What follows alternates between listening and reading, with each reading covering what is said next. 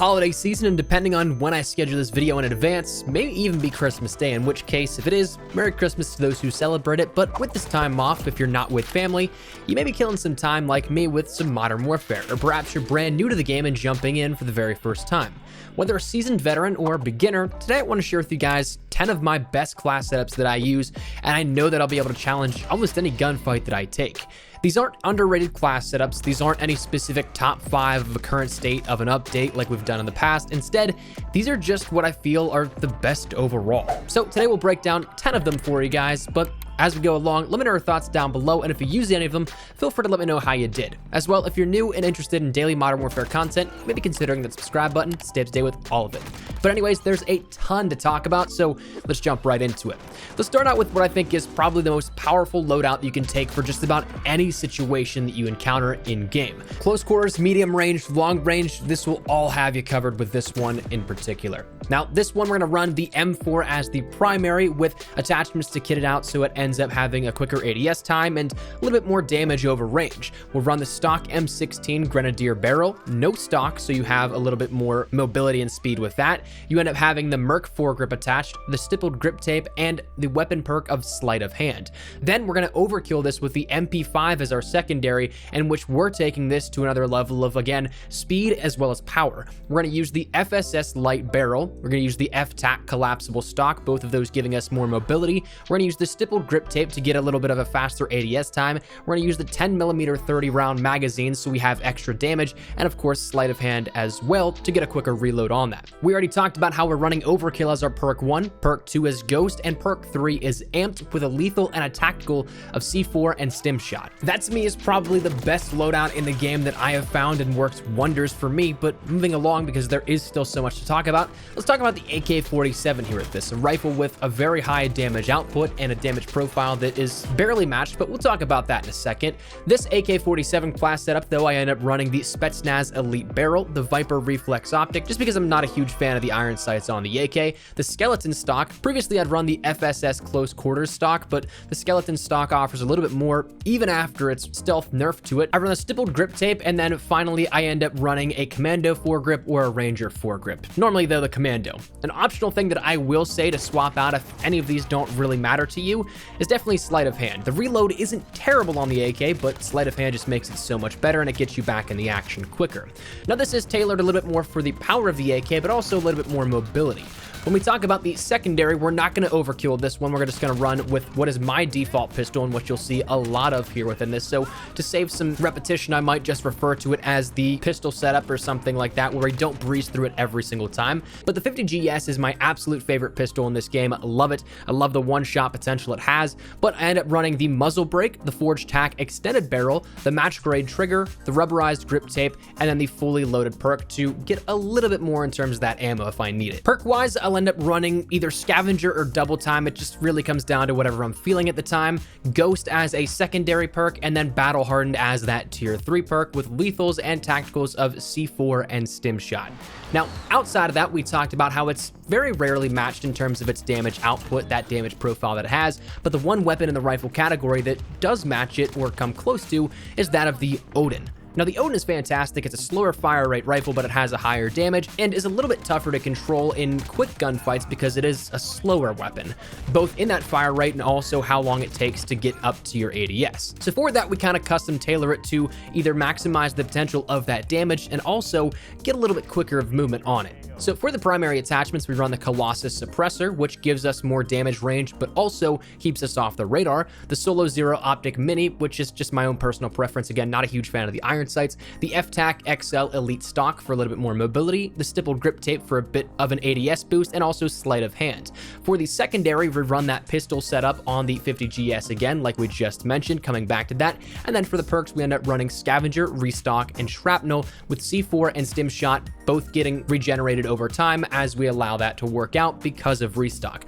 I think it's personally a fantastic setup and one that I would definitely recommend, and if you can adapt to the slightly slower playstyle the Odin needs you to do, you'll absolutely run through any enemy you have. Now, closing out the rifle category talk here, we'll round out with the Kilo 141. Now, this is one that I kind of have some fun with whenever I don't want to absolutely shred, but still use a weapon that I feel really comfortable with in any engagement. This feeling like a little bit more of a hybrid between something that requires a little bit more challenge, but also has still those properties of the M4 that makes it absolutely dominant. So for this, we end up running the primary attachments of the SynGuard Arms 16.6-inch barrel, the FSS close quarters stock, the stippled grip tape, and the Ranger foregrip with the perk of sleight of hand to give us a little bit more of that mobility mixed with the power over range.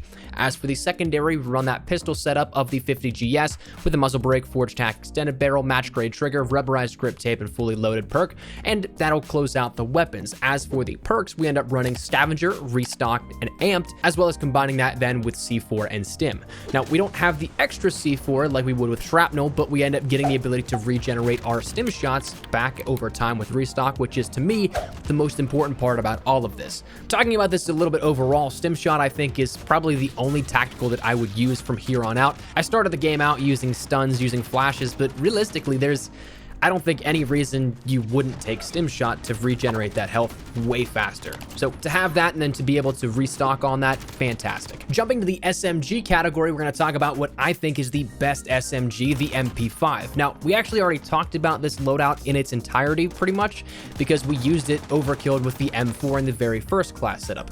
For this, we end up running the FSS light barrel, the FTAC collapsible stock, the stippled grip tape, the 10mm 30-round mag for the extra damage, which is the biggest part of this entire class setup, and then sleight of hand as its weapon perk. For the secondary, we run that 50 GS class setup, which we've talked about here a couple of times already, and then for the perks, it really depends on what I'm feeling. If I'm feeling like I'm going to be alive a lot longer, or I'm feeling like I'm going to be going on a streak, I'll definitely pull out Scavenger. But if I want to get right back into the action, I'll use double time, and that helps out greatly. I also end up running Restock and Shrapnel and use C4 and Stim. Another favorite, moving along to the next SMG I want to talk about, is that of the AUG. Now, this is one that is really interesting because it can rival rifles in some scenarios, but I end up running on the AUG the primary attachments of the 407mm extended barrel, the GI Mini Reflex. Again, just personal preference, I'd prefer to have it, but in some of the gameplay you may even see it might not be on here because it is something I go off and on with it.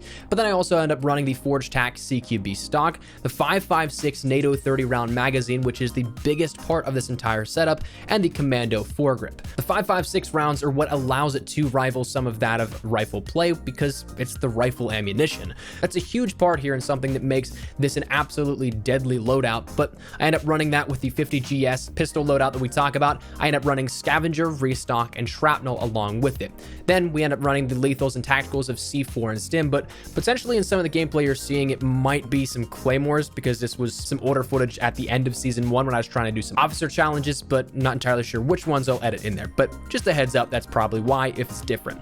Then moving along a little bit further, let's talk about the MP7 to round out the SMG play here at this. The MP7 is again another weapon that I think is kind of a hidden gem whenever you consider SMGs because, well, you have the MP5, you have the AUG, which are so standout that sometimes the MP7 is just forgotten. With this, we end up running the primary attachments of the FSS Recon barrel, the FSS close quarters stock, the stippled grip tape, the Commando foregrip, and then frangible wounding.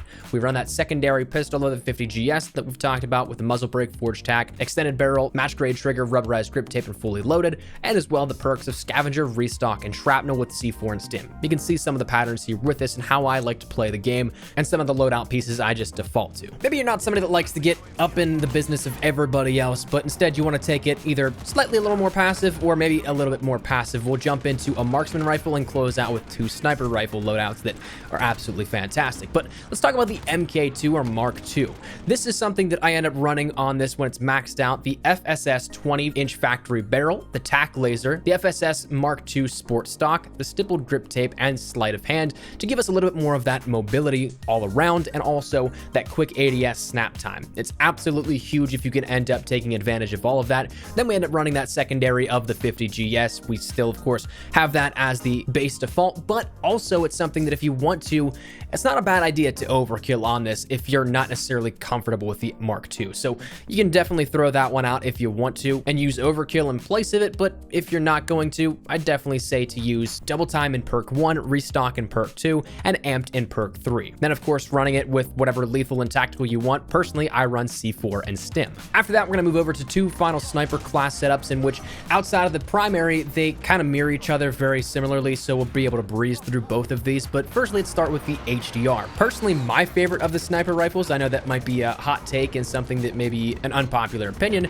but the HDR we end up running on this one, the Flash Guard, the 26.9-inch HDR Pro barrel, the F-Tac Stalker Scout stock, and the 7-round mag, closing it out with the Sleight of Hand perk. Now, for this one, we don't run a pistol. We do end up running Overkill as our perk 1, so you're going to be able to toss on another primary weapon. Personally, I don't think you can go wrong with the M4, or what I used a lot was the M13. Now, the M4 we already talked about, that class setup here with this and how we want to build that out. The stock M16 Grenadier barrel, no stock, Merc 4 grip, stippled grip tape, and sleight of hand. But the M13 is a little bit different here because it kind of mirrors a more close quarters variation of the M13, that dealing with the Tempest mini barrel, the M13 skeleton stock, the Commando 4 grip, stippled grip tape, and then sleight of hand, kind of making it a hybrid between something that we'd see in terms of SMG play, but also still having the power of that rifle. So on that, we end up running the perks of Overkill, Ghost, Amped. We end up running a lethal and tactical of a Claymore and a Stim, just in case we need to lock down an area or we want to make sure that nobody's sneaking up on us. And like I said, the final class setup that we'll talk about here, 10 out of 10, is that of the AX50.